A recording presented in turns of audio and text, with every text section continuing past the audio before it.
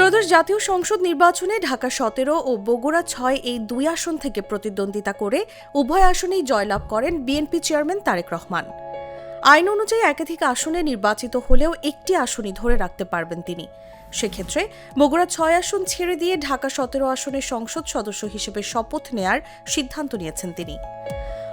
বগুড়া ৬ আসন ছেড়ে দেওয়া সংক্রান্ত একটি চিঠি নির্বাচন কমিশনে পাঠিয়েছেন তারেক রহমান। আসনটি শূন্য ঘোষণা করার কাজ করছে ইসি। সোমবার নির্বাচন কমিশন এই তথ্য জানিয়েছে। ইসি সিনিয়র সচিব আক্তার আহমেদ বলেন, বগুড়া ৬ আসন ছেড়ে দেওয়া সংক্রান্ত চিঠি আমরা পেয়েছি, তবে এ সংক্রান্ত গেজেট এখনো হয়নি।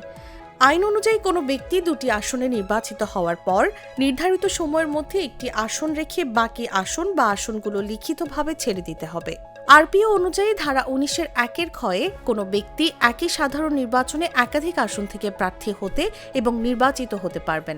ধারা ১৯-এর ২-এ যদি কোনো ব্যক্তি একাধিক আসন থেকে নির্বাচিত হন তবে তাকে গেজেট প্রকাশের পর ৩০ দিনের মধ্যে লিখিতভাবে জানাতে হবে তিনি কোন আসন রাখতে চান।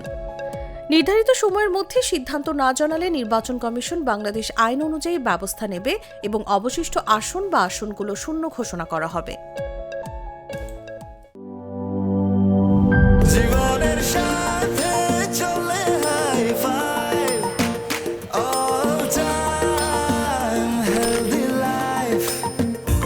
নিশ্চিন্তে খান, স্বাস্থ্যকর অল টাইম পান। All time healthy life.